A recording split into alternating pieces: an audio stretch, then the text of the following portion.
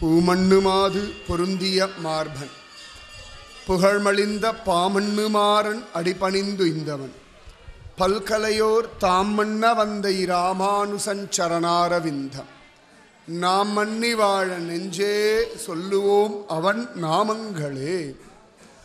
பற்பமெனத் திகழ் பைங்கழல் உந்தன் பல்லவமே விரலும் பாவனமாகிய பைந்துவராடை பதிந்த மருங்கழகும் முப்புரி நூலோடு முன்கையில் ஏந்திய முக்கோல் தன்னழகும் முன்னவர் தந்திடு மொழிகள் நிறைந்திடு முறுவல் நிலாவழகும் கற்பகமே விழி கருணை பொழிந்திடு கமலக் கண்ணழகும் காரிசுதன்கள் சூடிய முடியும் கணநர்ச்சிகை முடியும் எப்பொழுதும் எதிராசன் வடிவழகு என் இதயத்துளதார் இல்லை எனக்கெதிர் இல்லை எனக்கெதிர் இல்லை எனக்கெதிரே.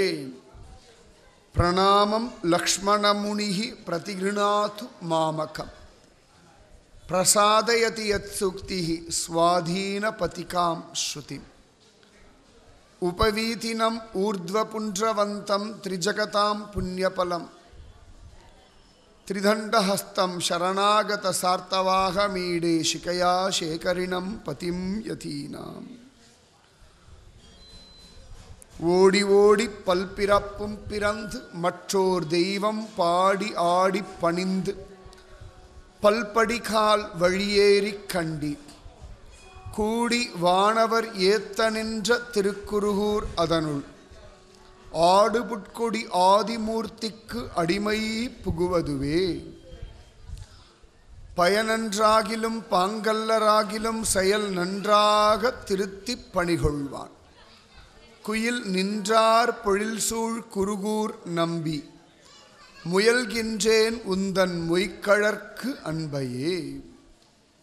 கண்ணினுன் சிறுத்தாம்பினால் கட்டுண்ணப் பண்ணிய பெருமாயன் என்னப்பனில் நன்னி தென்குருகூர் நம்பி என்ற கால் அன்னிக்கும் அமுதூரும் என் நாவுக்கே. நாவினால் நவிற்று இன்பமெய்தினேன் மேவினேன் அவன் பொன்னடி மெய்மையே. தேவு மற்றறியேன் குருகூர் நம்பி பாவின் இன்னிசை பாடித் திரிவனே. உண்ணும் சோறு பருகும் நீர் தின்னும் வெற்றிலையும் எல்லாம் கண்ணன் எம்பெருமான் என்றென்றே கண்கள் நீர் மல்கி மண்ணினுள் அவன் சீர் வளம் மிக்கவனூர் வினவி தின்னம் என் இளமான் புகுமூர் திருக்கோளூரே. எங்கனையோ அன்னை நீர்காள் என்னை முனிவது நீர் நங்கள் கோலத் திருக்குறுங்குடி நம்பியை நான் கண்டபின் சங்கினோடும் நேமியோடும் தாமரை கண்களோடும் செங்கனிவாய் ஒன்றினோடும் செல்கின்றது என் நெஞ்சமே. சர்வத்ர ராமானுஜநாம சங்கீர்த்தனம் ராமானுஜா ராமானுஜா. காரே கருணை இராமானுசா இக்கடலிடத்தில் ஆரே அறிபவர் நின் அருளின் தன்மையே. அல்லலுக்கு நேரே உறைவிடம் நான் வந்து நீ என்னை உய்த்த பின் உன் சீரே உயிர்க்கு உயிராக அடியேற்கு இன்றி தித்திக்குமே. இந்த பாசுரம் சொல்லணும், அதுக்கு தான் கஷ்டப்பட்டு பொறுமையாக சொல்லின்னு இருக்கேன். நோட்டீஸில் அந்த பாசுரம் தான் இருக்குது. இன்றைக்கி சொல்லுங்க அக்ஷய திருத்தியை. காரே கருணை ராமானுசா இக்கடலிடத்தில் ஆரே அறிபவர் உன் அருளின் தன்மையை அல்லலுக்கு நேரே உறைவிடம் நான் வந்து நீ என்னை உய்த்தபின் உன் சீரே உயிர்க்கு உயிராக அடியேற்கு இன்று தித்திக்குமே. அக்ஷய திருதி அன்னைக்கு அக்ஷராபியாசம் பண்ணுறதுன்னு ஒரு வழக்கம் உண்டு. ஏதானும் புதுசாக கற்றுக்கணும் அப்படின்னு சாஸ்திரம் சொல்கிறது. அதனால் இன்றைக்கி புதுசாக இன்னொன்று சொல்கிறேன். ஏற்கனவே சொன்னது இன்றைக்கி புதுசாக ஒன்று. அதை சொல்லிட்டோம் அப்படின்னா வைகுந்தத்திலேருந்து பகவான், தாயார், நித்தியசூரிகள், நித்திய முக்தர்கள்லாம் கீழே இறங்கி வந்து நம்ம கூடவே இருந்துருவார்கள். சொல்லலாமா? ஸ்ரீமதே ராமானுஜாய நமஹ.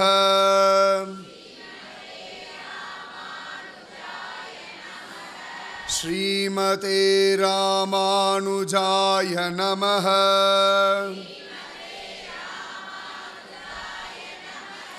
ஸ்ரீமதே ராமானுஜாய நமஹ.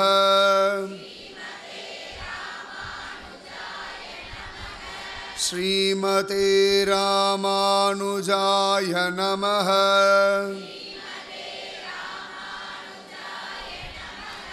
ஸ்ரீமதே ராமானுஜாய நமஹ.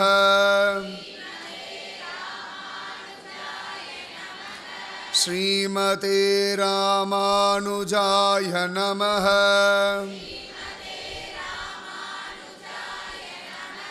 ஸ்ரீமதே ராமானுஜாய நமஹ.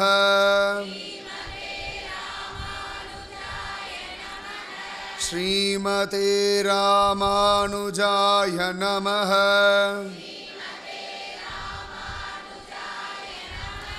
ஸ்ரீமதே ராமானுஜாய நமஹ.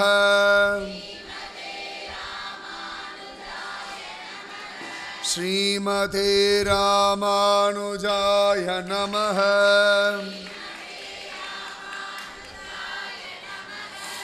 எத்தனை தடவை சொன்னோம்? கணக்கு பண்ணல, 11 தடவை சொல்லியிருக்கோம். இந்த ஸ்ரீமதே ராமானுஜாய நமக. ஸ்ரீமத் ராமானுஜருக்கு நமஸ்காரம். அடியேன் ராமானுஜதாசன், அடியாள் ராமானுஜதாசி அப்படின்னு சுவாமி ராமானுஜரிடத்திலே நாம் நம்மளை ஒப்படைக்கிறதுக்கான ஒரு மந்திரம் இது. இது யார் வேணாலும் சொல்லலாம், எந்த ஜாதிக்காரா வேணாலும் சொல்லலாம், எந்த சமயத்தில் வேணாலும் சொல்லலாம், எந்த இடத்துல வேணாலும் சொல்லலாம். ஸ்ரீமதே ராமானுஜாய நமக. ஸ்ரீமதே ராமானுஜாய, ஸ்ரீமத் ராமானுஜன்றோம் இல்லையா, ஸ்ரீமத் பாகவதம் சொல்கிறோம் இல்லையா, ஸ்ரீமத் ராமாயணம் சொல்கிறேன். அந்த ஸ்ரீமதே ராமானுஜாய நமக. நீலேருந்து டெய்லி இதை சொல்லிட்டு வாங்கோ. அக்ஷய திருத்தியை அன்னைக்கு இது கிடச்சிருக்கு அப்படின்னா கோட்டி ஜன்ம சுகிருத்தம். பகவானுடைய சங்கல்பத்தினாலே தான் இன்றைக்கி நான் அதை சொன்னேன். ரொம்ப நாளாக சொல்லிட்டு இருக்கோம் ராமானுஜ விஷயம், ரொம்ப வருஷமாக சொல்லிட்டு இருக்கோம், ரொம்ப நாளாக இல்லை. நான் ஒரு தடவை கூட ஸ்ரீமதே ராமானுஜாய நமக சொல்லுங்கோ அப்படின்னு சொன்னதில்லை. இன்றைக்கி பகவானிடத்தில் அடியன் பிரார்த்திச்சுட்டு இருந்தேன், திருமந்திர நகரத்து ஜனங்களுக்கு அக்ஷய திருதியைக்கு என்ன கொடுக்கறது அப்படின்னு. இப்போ பகவான் கொடுத்த உத்தரவு தான் ஸ்ரீமதே ராமானுஜாய நமகன்னு இந்த குழந்தைகளுக்கு சொல்லி கொடுன்னுட்டேன். பெருமாளா கிருப பண்ணி உங்களுக்கு அக்ஷய திருதியைக்கு தங்கமான வார்த்தைகளை சொல்லி கொடுத்துருக்கான். ராமானுஜாய நமகன்ற தங்கத்தை விட உலகத்தில் வேற வசதியான தங்கம் என் தங்கங்களாச்சு. நீங்கள் தான் என் தங்கங்களுக்கு எம்பெருமானாகிய தங்கம் கொடுத்த ஒரு தங்கம் ஸ்ரீமதே ராமானுஜாய நமக. இந்த அக்ஷய திருத்தியை தான் ரொம்ப நல்ல அக்ஷய திருத்தியை. ஏன்னா காரே கருணை ராமானுஜன் வாயில் வந்துட்டாரோன்னு ஸ்ரீமதே ராமானுஜாய நமகன்னு நம்ம சாதாரணமாக சொல்லிட்டோம் இல்லையா. கூரத்தாழ்வான், முதலியாண்டான், இத்தனை பேரும் ஜபிச்ச ஒரு வார்த்தை இது. இந்த வாக்கியம் ஸ்ரீமதே ராமானுஜாய நமகன்னு ராமானுஜருடைய அத்தனை சிஷ்யர்களும் ஜபிச்ச ஒரு வாக்கியம். டெய்லியே எல்லா ஜீயர்களும் மறக்காம ஜபிக்கக்கூடிய ஒன்று ஸ்ரீமதே ராமானுஜாய நமக. திருக்குறுங்குடி நம்பி சுவாமி ராமானுஜருடைய சிஷ்யரா தான் தாஸ்ய பாவம். அந்த ஸ்ரீ வைஷ்ணவ நம்பி டெய்லி பொழுது புலர்ந்தவண்ண அடியேன் ராமானுஜதாசன் ஸ்ரீமதே ராமானுஜாய நமகன்னு டெய்லி ஜபிச்சுட்டு தான் பக்தாளுக்கு காட்சியே கொடுக்குறார். அப்போ திருக்குறுங்குடி நம்பியே ஜபிக்கிற ஒரு விஷயம் இன்னைக்கு நமக்கு கிடச்சுடுத்து அப்படின்னா அக்ஷயமாக இது நிறைஞ்சு நிற்கும். உங்கள் பரம்பரைக்கே அக்ஷயமாக இது கூட நிற்கும். இன்றைக்கி நீங்கள் ஜபிச்ச இந்த ஸ்ரீமதே ராமானுஜாய நமகன்றது உங்கள் குழந்தைகளை காப்பாற்றும், உங்கள் வியாபாரத்தை காப்பாற்றும், உங்கள் ஆரோக்கியத்தை காப்பாற்றும், உங்கள் மனசை காப்பாற்றும், உங்கள் குடும்பத்தை காப்பாற்றும், உங்கள் பரம்பரையே காப்பாற்றும். அதனால் இனி ஒரு கவலை இல்லை, ஆனந்தமாக இருக்கலாம். ஏன் அப்படின்னா ராமானுஜருடைய கிருபை அப்படி. அதனால தான் பேய்க்கும் கிருபை பண்ணார், வண்ணானுக்கும் கிருபை பண்ணார், ஸ்ரீரங்கத்தை விளையாடுற பிள்ளைகளுக்கும் கிருபை பண்ணார். வேற யாருக்கெல்லாம் கிருபை பண்ணார்? கரெக்டாக நான் சொன்ன ஆர்டரில் சொல்லணும். வரதாச்சாரியார் லக்ஷ்மி அம்மாளுக்கு கிருபை பண்ணார். அந்த வியாபாரி, அந்த மளிகை கடைக்காரனுடைய காமத்தை மாற்றி அவனுக்கு கிருபை பண்ணார். அப்புறம் பிவி நாச்சியாருக்கு கிருபை பண்ணார். சேரி ஜனங்களுக்கு கிருபை பண்ணார். அப்புறம் தான் பிவி நாச்சியார். லைன் ஆர்டர் மாறப்படாது. முதல்ல சேரி ஜனங்களுக்கு கிருபை பண்ணார், அப்புறம் பிவி நாச்சியாருக்கு கிருபை பண்ணார், அப்புறம் எனக்கும் கிருபை பண்ணார். நல்லா சுட சுட ரசஞ்சாதம் பருப்பு தொகையெல்லாம் போட்டு அடியேனுக்கும் கிருபை பண்ணார். அடியேனுக்கும் வஸ்திரம் கொடுத்தார். அப்போ இவ்வளவு கிருபை பண்ண ராமானுஜர் தான் இன்னைக்கு நம்ம அத்தனை பேருக்கும் ஸ்ரீமதே ராமானுஜாய நமகன்னு ஒரு கிருபையும் பண்ணிட்டார். இதுதான் காரே கருணை ராமானுஜா. நிஜமாக நான் பிளான் பண்ணி சொல்லவே இல்லை. இந்த ஸ்ரீமதே ராமானுஜாய நமக சொல்லணும், பகவானுடைய சங்கல்பம், அவனுடைய உத்தரவு சொல்லிட்டோம். அப்போ இந்த ராமானுஜரிடத்துல ஒரு பிரீத்தி வந்துடுத்து அப்படின்னா பகவானுடைய கருணை வரைக்கும் நம்ம மேலே அப்படியே வர்ஷிக்கும். சுவாமி ராமானுஜர் அப்படின்னாலே கருணையின் ரூபம். கருணைன்ற வார்த்தைக்கு ஒரு அர்த்தம் கற்பிச்சோம். அர்த்தமே கற்பிக்க முடியாத ஒரு வார்த்தை கருணை. மைத்ரஹ கருணை ஏவச்ச அப்படின்னு பகவான் கீதையில் சொல்கிறான். பக்தி யோகத்திலே 12வது அத்தியாயத்தில் அழகா தனக்கு பிடிச்சமான பக்தர்களை பற்றி, அவர்களுடைய லட்சணங்களை பற்றி, குணங்களை பற்றி சொல்லும் பொழுது பகவான் சொல்கிறான், அத்வேஷ்டா சர்வபூதானாம் மைத்ரஹ கருண ஏவச்ச. காருண்யம் எப்படிப்பட்ட காருண்யம்னா எல்லையை கடந்த ஒரு காருண்யம். துளி கூட தன்னலத்தை பற்றி அக்கறை இல்லாத ஒரு காருண்யம். தன்னலம்னு ஒன்று ஓரத்தில் தொத்திண்டு வருது இல்லையா நம்ம கிட்ட, அது இல்லாத ஒன்று தான் காருண்யம். பகவான் மாடு மேய்க்கிற கூட்டத்தில் வந்து ஒருத்தனா விளையாடினான், ஆடினான், பாடினான். உலகளந்த பெருமாள் தேமேன்னு ஒன்றும் தெரியாதவன் போலே நடந்தான் அப்படின்னா இதுக்கு பேர் தான் காருண்யம். அந்த யசோதா மாதா கட்டி போட்டுட்டா இல்லையா, கட்டி போட்ட பொழுது தேமேன்னு இருந்தா இல்லையா, அதுக்கு பேர் தான் காருண்யம். உலகத்தில் எல்லாத்தையும் மாயையில் கட்டி போட்டிருக்கிற பிரபு தன் பக்தையுடைய பக்திக்காக தான் கட்டுப்பட்டு நின்னா இல்லையா, அதுக்கு பேர் தான் கிருபை, காருண்யம். அதில் சுவாமி ராமானுஜர் கருணையை தவிர வேறு எதுவுமே இல்லை. ஆத்தியத்திலேருந்து அந்தம் வரைக்கும் கருணை கருணை கருணை கருணை. அவ்வளோ வசத்தி, அத்தனை ஆச்சரியம். சந்நியாசம் வாங்கிக்கிறதுக்கு முன்னாடி கிரகஸ்த தர்மத்தில் இருக்கார் சுவாமி ராமானுஜர். சம்சாரியாக இருக்கார். சம்சாரியாக இருக்கும் பொழுது அழகா பெரிய நம்பிகள் சுவாமி ராமானுஜரை கூட்டுண்டு அழகா ஜோரா ஸ்ரீரங்கத்துக்கு வரார். ஆளவந்தார தரிசனம் பண்ண வைக்கணும் அப்படின்னு சொல்லி சுவாமி ராமானுஜரும் பெரிய நம்பிகள் சொன்ன வார்த்தையை அழகா கேட்டுண்டு எப்படியாவது சுவாமி ஆளவந்தார்ன்ற அந்த பரமாச்சாரியரை சேவிச்சுடணும் அப்படின்னு ஆசாசையாக வர ஜோரா வந்துட்டார். காவேரி ஆற்றங்கரையில் நிறைய வைஷ்ணவர்கள் கூட்டமாக இருக்கா. என்ன ஏதுன்னு புரியலை. விசாரித்து பார்த்ததுல சுவாமி ஆளவந்தார் பரமபதிச்சுட்டார் அப்படின்னு எல்லாரும் சொன்னார். பெரிய நம்பிகள் மூர்ச்சியாய் கீழே விழுந்துட்டார். தன்னுடைய குருநாதர் தன்னை பகவத் விஷயத்தில் கையை பிடிச்சி இழுத்து கொண்டு வந்து பகவான் அனுபவிக்க வச்ச ஆச்சாரியன் அவர் பரமபதிச்சுட்டார். பக்கத்தில் இல்லை பெரிய நம்பிகள். ஒரு வழியாக சுவாமி ராமானுஜர் அவரை தேற்றி ஆளவந்தாருடைய அந்த திருமேனி இருக்கே அதுக்கு முன்னாடி கொண்டு வந்து நிற்க வைக்கிறார். எல்லாரும் பெரிய நம்பிகளை கட்டிண்டு ஓன்னு அழறா, புலம்பரா. சுவாமி ராமானுஜருக்கு என்ன சொல்றது, என்ன பேசுறதுன்னு தெரியல. அப்படி பாதாதி கேசம் சுவாமி ஆளவந்தார் அப்படி பார்க்கிறார், தேமேன்னு பார்க்கிறார். துக்கம் நெஞ்சு அடைக்கிறது சுவாமி ராமானுஜருக்கு. இந்த மகாத்மாவோட பேசும்படியான ஒரு பாக்கியம் எனக்கு இல்லாம போயிடுத்தே. இந்த மகாத்மாவை பார்த்து ஒரு 2 வார்த்தை பேசியிருக்க மாட்டேனா? அவர் திருவடிகளில் விழுந்து ஒரு நமஸ்காரம் பண்ணியிருக்க மாட்டேனா? அவர் சொல்ற ஒரு வார்த்தையை காதால கேட்டிருக்க மாட்டேனா? இப்படி ஒரு பாக்கியம் இல்லாம போயிடுதே அப்படின்னு ரொம்ப நொந்து போறா. என்ன இது, ஒரு கிருபையை அனுபவிக்கலான்னு வந்தா நமக்கு அந்த கிருபை இல்லேன்னு இருக்கே அப்படின்னு மனசுல நொந்து போய் இப்படி நின்றுருக்கார். அப்ப நினைக்கிறார், சரி அட்லீஸ்ட் இந்த திருமேனியாவது பார்க்குற பாக்கியம் கிடைச்சது. அந்திம திருமேனி இன்னும் கொஞ்சம் லேட்டாக இருந்தால் பள்ளிப்படுத்தியிருப்பா, சன்னியாசிகளுக்கு அழகாக புதைச்சிடுவா, எரிக்க மாட்டான்.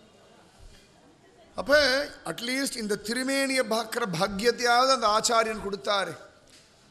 இந்த கிருபை சிரேஷ்டம்னு கைகூப்பி அப்படியே அவருடைய பாதத்தை பார்த்தா. அந்த பாதத்தை அப்படியே மனசில் வாங்கி வச்சுட்டார். ஆளவந்தாருடைய திருப்பாதங்கள் எப்பொழுதும் என் நெஞ்சில் இருக்குன்னு தியானம் பண்ணார். தியானம் பண்ணிட்டே வந்தார். ஆளவந்தாருடைய திருக்கைகள் என் தலைமையில் இருக்கு அப்படின்னு தியானம் பண்ணும்பொழுது பார்க்குறா, ஆளவந்தாருடைய 2 கைகளில் வலது கையில் 3 விரல்கள் அப்படி மடங்கி இருக்கு, வித்தியாசமாக அப்படி இருக்கு. சுவாமி ராமானுஜருக்கு அது ஆச்சரியமாக இருந்தது. ஏன்னா ராமானுஜர் தான் பரமபதிக்க போகிறோம் சொல்லிட்டு தான் பரமபதிச்சிருக்கார். பெரியவாளுக்கெல்லாம் தான் எப்போ கிளம்ப போகிறோம் எல்லாமே தெரியும். அடுத்த வாளுக்கு இடைஞ்சல் இல்லாமல் தான் பரமபதிப்பார்கள், அது சந்தேகமே கிடையாது. சுயம் அனுபவம். குருஜி அம்மா எல்லாரும் பண்டரிபுரம் போகிறா, நானும் போகிறேன். ஆனால் அம்மாவுக்கு பரமபதிக்கணும் தீர்மானம் ஆயிடுத்து. எப்போ போனால் நான் பண்டரிபுரம் போகிறதுக்கு தடை இல்லாமல் இருக்குமோ அந்த மாதிரி கிளம்பி போயிட்டேன். சத்தியமாக சொல்கிறேன். இன்னும் எனக்கு மனசு நிறைஞ்சு நிற்கிறது அந்த விஷயம். கரெக்டாக அந்த விடியற் காலம்பரை போயாச்சு. அடுத்த நாள் நான் பண்டரிபுரம் போயாச்சு.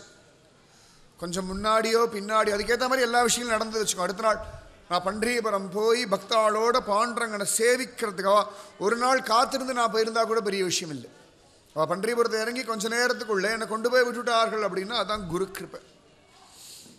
அப்போ ராமானுஜர் பார்த்தார், அந்த 3 விரல்கள் மடங்கி இருக்கிறத பார்த்தார்.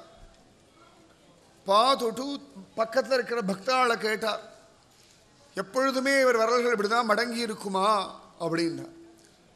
அப்போ உடனே அவள் எல்லாருமே அப்போ தான் பார்க்குறா, யாருமே பார்க்கல. சுவாமி ஆளவந்தாருடைய சிஷ்யர்கள் எல்லா பெரியவாளும் அங்கே நிற்கிறா. திருமாலை ஆண்டான், திருவரங்க பெருமாளரையர், பெரிய நம்பிகள், சுவாமி ஆளவந்தாரோட நேரடி சிஷ்யர்கள் எல்லாம் அங்கே நின்றுருக்கா. அப்போ அவள் சொன்னா, இல்லவே இல்லை, இப்போ தான் நாங்களே இப்படி பார்க்குறோம், எப்பொழுதுமே இப்படி இருந்ததே கிடையாது அப்படின்னார். உடனே சுவாமி ராமானுஜர் இப்படி பார்த்துட்டு, சரி அவர் எப்பொழுதாவது பகவத் விஷயம் சொல்லும் பொழுதோ அவங்கக்கிட்ட பேசும் பொழுதோ ஏதான விஷயங்கள் சொல்லியிருக்காரா அப்படின்னு கேட்டார். உடனே அவள் சொன்னா, ஆமாம், ஒரு 3 விஷயத்தை எப்பொழுதும் திரும்பி திரும்பி திரும்பி திரும்பி சொல்லின்னு இருப்பார். பிரம்மசூத்திரம் அப்படின்னு ஒன்று உண்டு, வேதத்தினுடைய ரகசியங்கள், பிரம்மசூத்திர பாஷ்யம் சொல்லுவாள். அந்த பிரம்மசூத்திரத்துக்கு விசிஷ்டாத்வைத பரமா ஒரு வியாக்கியானம், விளக்கம் எழுதணும்னு சொல்லுவார். நம்மாழ்வார் மேலே ரொம்ப ஆசை உண்டு. என்ன அழகா பாசுரம் பாடியிருக்கார். நம்மாழ்வார் பாடின பாசுரத்தினாலே வேதம் நன்னா புரியறதுன்னு சொல்லுவார். நம்மாழ்வார்லாம் இல்லைன்னா நம்மெல்லாம் எங்கே இருந்திருப்போம் அப்படின்னு சொல்லிட்டு இருப்பார். அதே மாதிரி வியாச பராசரர்கள், வேதவியாசர், பராசர மகரிஷி, பராசராத்மஜம் வந்தே சுகதாதம் தபோநிதிம் அப்படின்றோம் இல்லையா. வியாசம் வசிஷ்டனப்தாரம் சக்தே பௌத்திரமகல்மஷம் பராசராத்மஜம் வந்தே சுகதாதம் தபோநிதிம் விஷ்ணு சஹஸ்ரநாமத்தை ஆரம்பத்தை சொல்லுவோம். பராசரருடைய ஆச்சரியமான வரத பராசர மகரிஷி அவர் தான். நிறைய புராணங்கள்லாம், விஷ்ணு புராணம்லாம் அவர் தான் சொன்னார்னு இருக்குது. வேதவியாசர் நமக்கே நன்னா தெரியும். பாகவதம் நிறைய விஷயங்கள் அவர் சொன்னதுனால தான் இன்றைக்கி மகாபாரதம் முதற்கொண்டு எல்லாம். அதனால் வியாசர் பராசர பட்டர்களிடத்திலே அவர்களிடத்திலே ஒரு உபகாரம், ஐயோ இவ்வளோ பண்ணியிருக்காளே அப்படின்னு யோசனை. நம்மாழ்வாரிடத்தில் பிரேமாதிசயம், பிரம்மசூத்திரத்துக்கு விசிஷ்டாத்வைத பரமா ஒரு வியாக்கியானம்னா இதை திரும்பி திரும்பி திரும்பி சொல்லி கேட்டிருக்கோம் அப்படின்னா உடனே சுவாமி ராமானுஜருக்கு துக்கம் நெஞ்சு அடைக்கிறாச்சோ. பட் இந்த 3 ஆசை நிறைவேறாமல் போயிட்டாரா? சாதாரணமாக ஒவ்வொருத்தருக்கும் உசிர விடும் பொழுது ஏதான ஒரு ஆசை நிறைவேறாமல் இருக்கும். லோகத்தில் பார்க்கலாம், சம்சாரிகளுக்கு விதவிதமான ஆசை உண்டு. இது நினைக்கணும்னு நினச்சேன், வீடு வாங்கணும்னு நினச்சேன், பேத்திக்கு ஒரு கல்யாணம் பண்ணி பார்க்கணும், எதையான்னு சொல்லிட்டு இருப்பா வச்சுக்கோங்க. மொத்தம் போகிறதுக்கு யாரும் ரெடியாக இல்லை, அதான் உண்மை. கஷ்டம் வந்தால் உடனே போயிடணும். கஷ்டம் வந்து கொடுத்தனா பகவான் இப்பயே நைஷம் போயிடப்படாதா, இந்த உலகத்தில் நான் இருக்கணுமா, வச்சனம் நீட்டி முழக்கி எல்லாம் பேசுவா. சந்தோஷமாக இருக்கும்போது அப்பா நான் ரொம்ப திருப்தியாக இருக்கேன், சந்தோஷம், இப்பயே ஐஷன் போயிடுறா அப்படின்னு சொல்ல மாட்டேங்கிறா. ஏன்டா நான் சந்தோஷத்தை நன்னா அனுபவிக்கணும்னு. எதுவுமே நிலை இல்லை, ஜெகத் மித்யா. சங்கரர் ரொம்ப அழகாக சொல்கிறார், எதுவும் இங்கே சாஸ்வதம் இல்லை அப்படின்னு. சரியா நன்னா திருப்தியாக இருக்குமா பகவானே ஐஷன் போய்டுன்னு சொல்லணும். அதுக்கு ஒரு தைரியம் இருந்தால் சந்தோஷம். அக்ஷய திருதி அன்னைக்கு அந்த தைரியம் வரட்டும். சந்தோஷமாக இருக்குமா கிளம்பி போயிடணும். ரொம்பலாம் யோசிக்கப்படாது. என்ன இதுக்கப்புறம் என்ன, அதுக்கப்புறம் என்ன, அதுக்கப்புறம் என்ன, நீ யோசிச்சுட்டே இருக்கலாம். 1000 கோடி ஜென்மா பிறந்து யோசித்தாலும் இவதே தான். 3 வேளை சாப்பிடணும், குளிக்கணும், வீடு வாசல் வாங்கணும், கடன் படணும், கடன் அடைக்கணும், 4 பேர்கிட்ட திட்டு வாங்கணும், 4 பேரை கொண்டாடணும், 5 பேர் நம்மளை கொண்டாடணும், தடிக்க வேணும், பல்லு உடையணும், ஏதோ உண்டு, இவ்வளோதான். இதுக்கு மேலே வேறு ஒன்றுமே கிடையாது. நீங்கள் 1000 ஜென்மா திரும்பி எடுத்து வந்தாலும் இதான் ரொட்டீன். எந்த ஊரில் இருக்கோ அந்த ஊருக்கு ஏற்ற மாதிரி ஏதோ ஒன்று சாப்பிட்ணும், ஏதோ ஒரு ட்ரெஸ்ஸை போட்டுக்கணும், யாரோ ஒருத்தர் கல்யாணம் பண்ணிகிட்டே ஆகணும், ஏதோ ஒன்றத்தை பெற்றுட்டே ஆகணும், அதோட மாரடிக்கணும், அது கொண்டாடணும். இருக்கிற வாளுக்கு படுத்துறதேன்னு கவலை, இல்லாத வாளுக்கு இல்லையேன்னு கவலை. ஆக மொத்தத்தில் யாரும் நிம்மதியாக இல்லை. இதுதான் உண்மை. அதனோட அக்ஷய திருதியை வந்தால் அதை வாங்கி இதை வாங்கி நிவா வேறு தான் சொல்லிகிட்டு இருப்பான். வாங்காதேன்னு ஒரு பக்கம் நாங்கள் சொல்லிகிட்டு இருப்போம். வாங்கு வாங்கு வாங்கு வாங்குன்னு தெருவா அட்வர்டைஸ்மெண்ட் போட்டு டிவியாக அட்வர்டைஸ்மெண்ட் போடுறதுக்கு ஒரு 10 பேர் இருக்கான்னா வாங்காதீங்கோன்னு சொல்கிறதுக்கு ஒரு 20 பேர் இருப்போம். இப்படியே தான். இதோட ஓட்டெல்லாம் போடணும், எலெக்ஷன்லாம் வரும், இதே தானே. அப்புறம் ரோடு குண்டு குழியமாக இருக்குன்னு, அப்புறம் இங்கே நல்லா எதையும் சொல்லி ஓடின்னு இருக்கணும். அதனால் இந்த வாழ்க்கையில் ரொம்பலாம் யோசிக்கப்படாது. இன்றைக்கி சந்தோஷமாக இருக்காமா பகவானே நான் ரெடியாக இருக்கேன், எப்போ வேணால் வரேன், அவ்வளோதான். நீ எப்போ தீர்மானம் பண்ணுறியோ அப்போ. ஐயோ இல்லையே இப்போ தானே மாடு கண்ணு போட்டிருக்கு, நல்லா பால் வந்திருக்கு, இப்போ தான் புள்ள முதல் வேலைக்கு போகிறான், அவன் கையினால் ஒரு பவுன் சங்கிலி வாங்கி போட்டுட்டா ஒரு சந்தோஷம். இப்படி ஒவ்வொன்றா கிளம்பி போயிட்டே இருக்கும். அவரை பேராண்டிய ஸ்கூலில் கொண்டு விடணும், அது ரெயின் கோவேன்னு ஒரு ரைம் சொல்லணும், அதை கேட்கணும். இந்த ஆசைக்கு ஒன்றும் எல்லையே கிடையாது. நியாயமான ஆசையாக இருந்தால் பரவாயில்ல, இதெல்லாம் அர்த்தமே இல்லாத ஆசைகள். அதனால் சந்தோஷமாக இருக்கும் பொழுதே கிளம்பிடணும். அதுக்கு ஒரு தைரியம் வேணும். ஆச்சரியம். அப்போ சுவாமி ராமானுஜர் பார்க்குறார், இவ்வளோ பெரிய மகாத்மா, இவர் மனசில் ஒரு 3 குறை இருந்திருக்கே, இந்த குறையை நிவர்த்தி பண்ணணுமேனு ஒரு ஆசையாக. யாராவது அப்படி ஒருத்தரை பார்த்தோம்னா சரி பார்த்துட்டு யாராவது ஒருத்தர் போயிட்டா சும்மா போவோம், இப்படி கை கூப்புவோம், பக்கத்தில் கால அப்படி பார்ப்போம், பேசுவோம், சொல்லாமல் கொள்ளாமல் கிளம்பி வந்துடுவோம். இதான முறை. போயிட்டு வரேன்லாம் சொல்லப்படாது. போயிட்டு வரேன் என்ன திரும்பி அதே மாதிரி நடக்கட்டும் வரேன்னு அர்த்தமாகிடும். அதனால் எந்தெந்த இடத்துல போயிட்டு வரேன்னு சொல்லப்படாதுன்னு ஒரு விஷயங்கள்லாம் உண்டு. ஹாஸ்பிட்டலில் போயிட்டு வரேன், திருப்பி போயிட்டு வந்துட்டே இருக்க வேண்டியது தான். எந்தெந்த இடங்களில் போயிட்டு வரேன்னு சொல்லணும். அப்போ சுவாமி ராமானுஜர் பார்க்குறார், இந்த ஆளவந்தாருடைய குறை தீரணமேனு ஒரு துக்கமாக. உடனேயே அழகாக சபதம் போடுறார். ஆச்சரியமாக,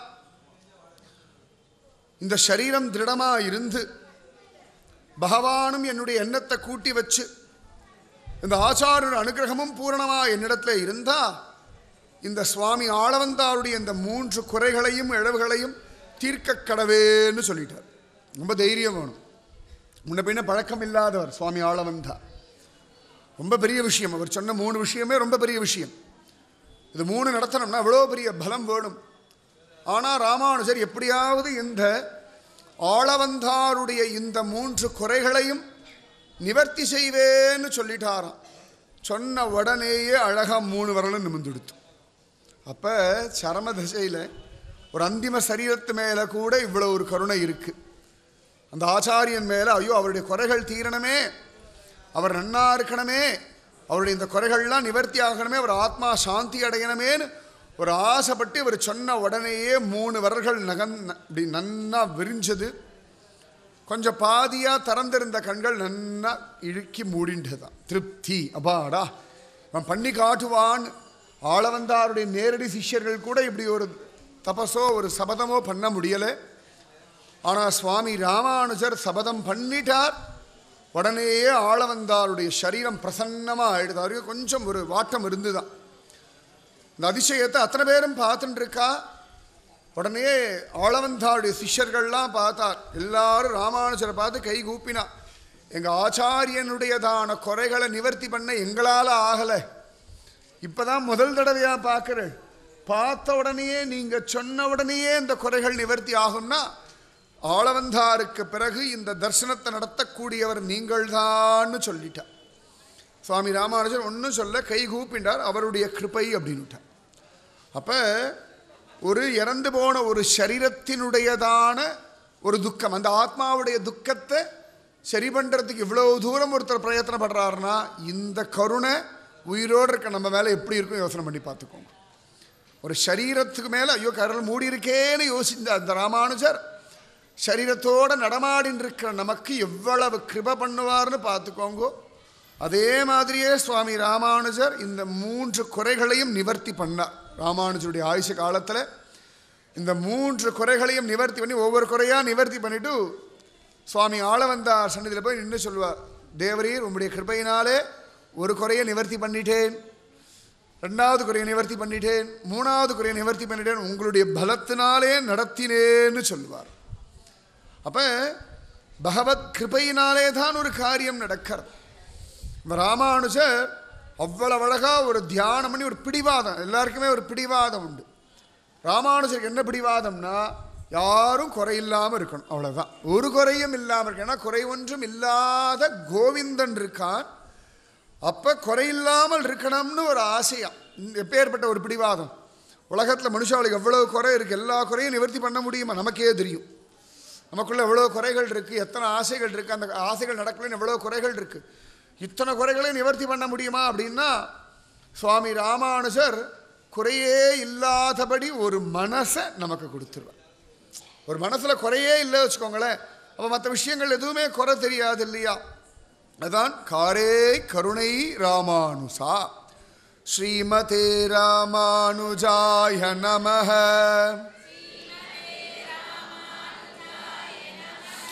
ஸ்ரீமதே ராமானுஜாய நமஹ.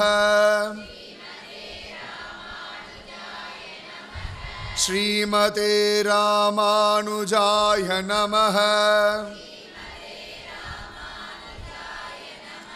ஸ்ரீமதே ராமானுஜாய நமஹ. ஸ்ரீமதே ராமானுஜாய நமஹ.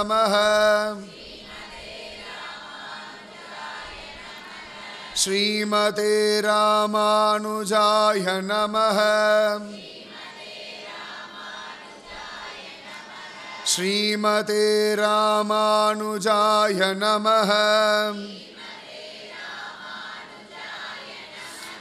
ஸ்ரீமதே ராமானுஜாய நமஹ. ஸ்ரீமதே ராமானுஜாய நமஹ. ஸ்ரீமதே ராமானுஜாய நமஹ. ஸ்ரீமதே ராமானுஜாய நமஹ.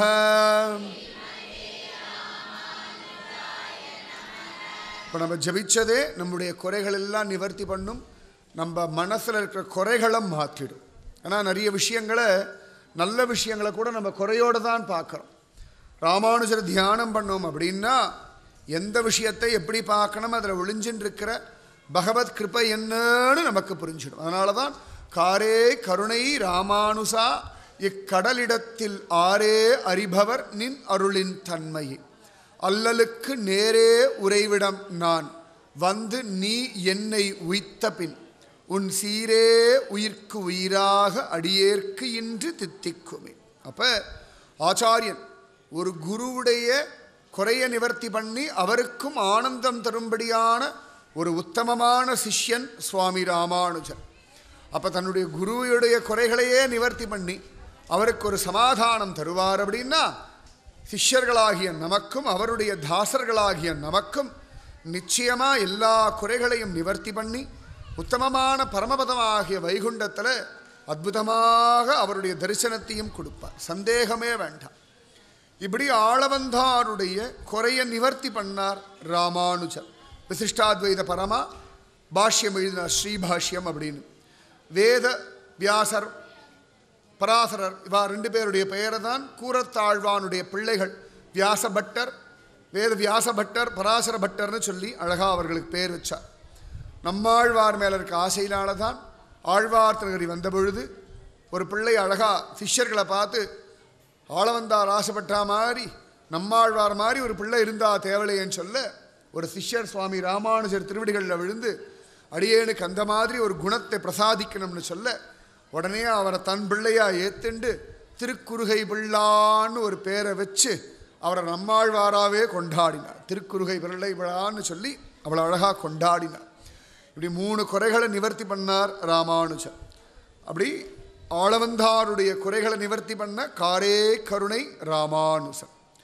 ராமானுஜர் சந்நியாசமெல்லாம் வாங்கிட்டு ஸ்ரீரங்கத்தில் இருந்துட்டுருக்கார். அதாவது தனக்கு முன்னாடி இருக்கிறவாளுடைய குறைகளை கூட நிவர்த்தி பண்ணக்கூடிய ஒரு கருணை. அது முக்கியம் இல்லையா? நம்ம அப்பா அம்மா நமக்கு எவ்வளவோ சொல்கிறா, இருக்கும்போதும் கேட்கறதில்ல, கிளம்பி போன பிறகும் கேட்கறதில்ல. அவரே சொல்லிகிட்டே இருந்தார், அப்படியே அவர் போயிட்டார், அவ்வளோதான். அப்படி தான் ஆயின்ட்டுருக்கு. ஆனால் சுவாமி ராமானுஜர் தனக்கு முன்னாடி இருந்தவாளுடைய அந்த குறைகள் அந்த கவலைகளை கூட தீர்க்க பிரயத்தனப்படுறாராம். ஒரு சந்தர்ப்பத்தில் சுவாமி ராமானுஜர் ஸ்ரீரங்கத்தில் இருந்துட்டுருக்கார். ஸ்ரீரங்கத்தில் இருக்கும் பொழுது ஒரு நாள் நாச்சியார் திருமொழி பாசுரம் எல்லாம் அழகாக உபன்யாசம் பண்ணிட்டு இருக்கார். சுவாமி ராமானுஜர் உபன்யாசம் பண்ணால் அவ்வளோ அழகாக இருக்கும், கம்பீரியமான ஒரு குரல். அதுவும் நாச்சியார் திருமொழி ஆண்டாளுடைய காதல் கடுதாசி. ஆண்டாளுடைய காதல் முழுக்கவே அந்த நாச்சியார் திருமொழியில் தான் 143 உரைத்தாள் வாழியே. அழகாக அது உபன்யாசம் பண்ணும் பொழுது திருமாலிருஞ்சோலை பெருமாளை பற்றிய பாசுரம். நாறு நரும்பொழில் நம்பிக்கு மாலிருஞ்சோலை நம்பிக்கு, நாறு நரும்பொழில் மாலிருஞ்சோலை நம்பிக்கு அப்படின்ற ஆண்டாள். நாறு நரும்பொழில்